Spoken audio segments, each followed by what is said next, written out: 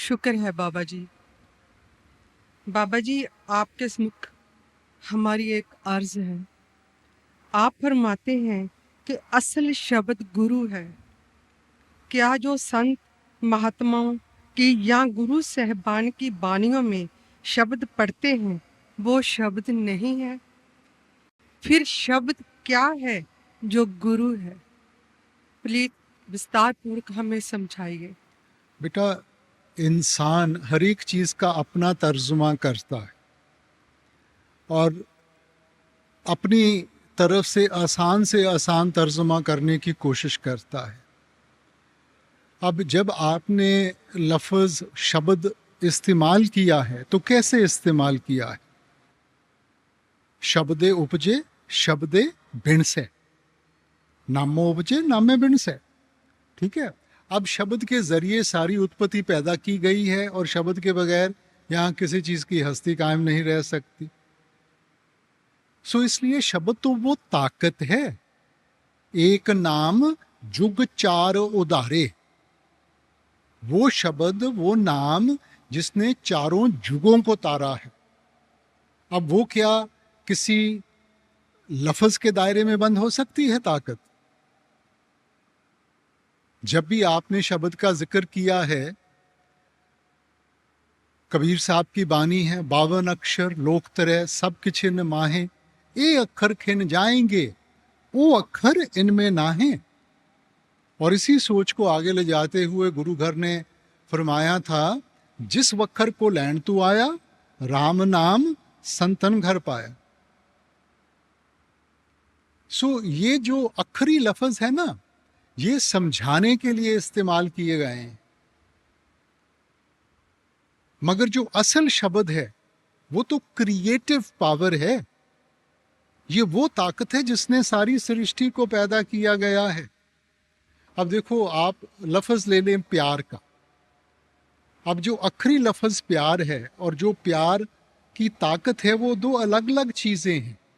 लफ्जों का सहारा लिया गया उस ताकत को समझाने के लिए, मगर प्यार प्यार कहने से प्यार का एहसास नहीं होगा।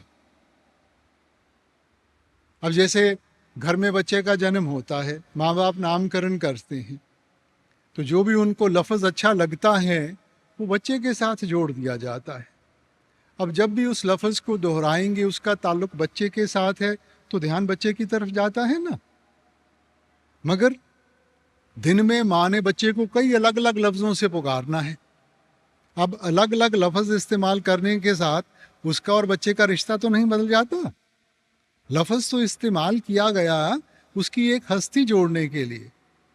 सो वैसे ही बानी में हमने उसको शब्द कह दिया, हिंदू वेदों शास्त्रों ने उसको नाद कह दिया, मुसलमान भाई साहिबान उसको कलमा कह देते हैं, ईसाई धर्म में उसको वर्ड लोगोस कह दिया गया।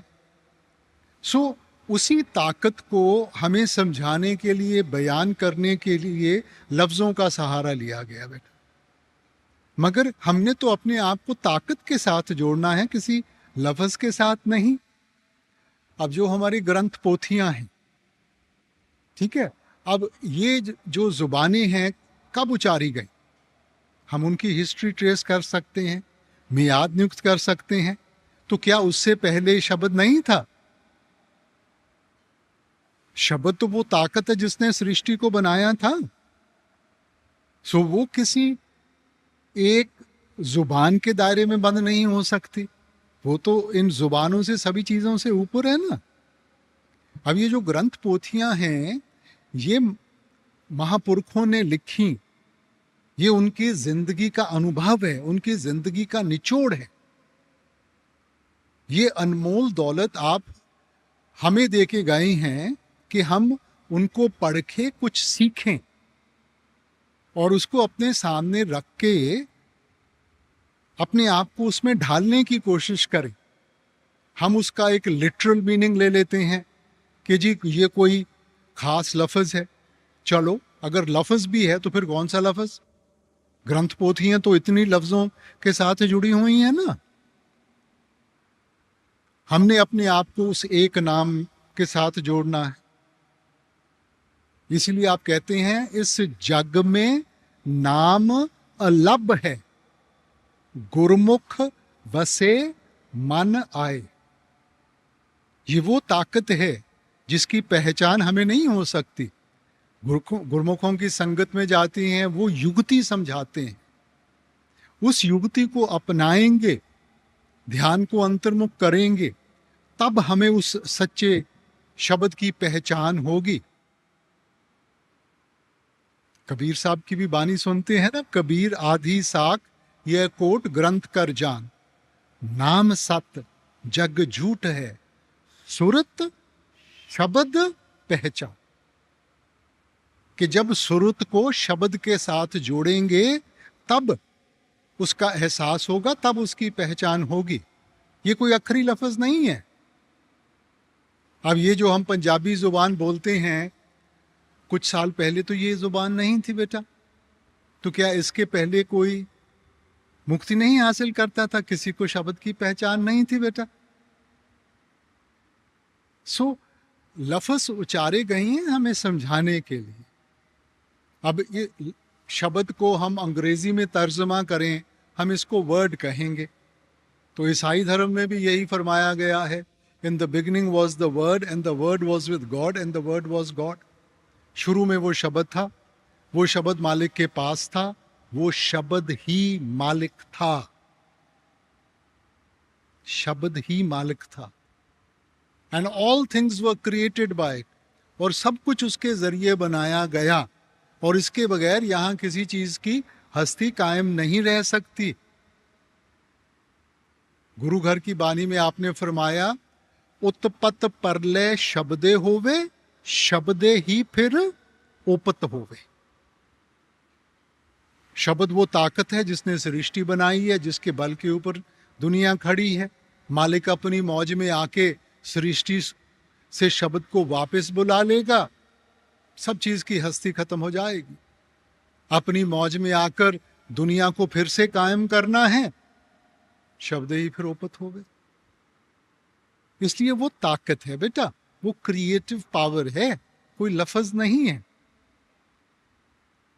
और शब्द ही गुरु है बेटा, शब्द गुरु सुरत तुन चेला।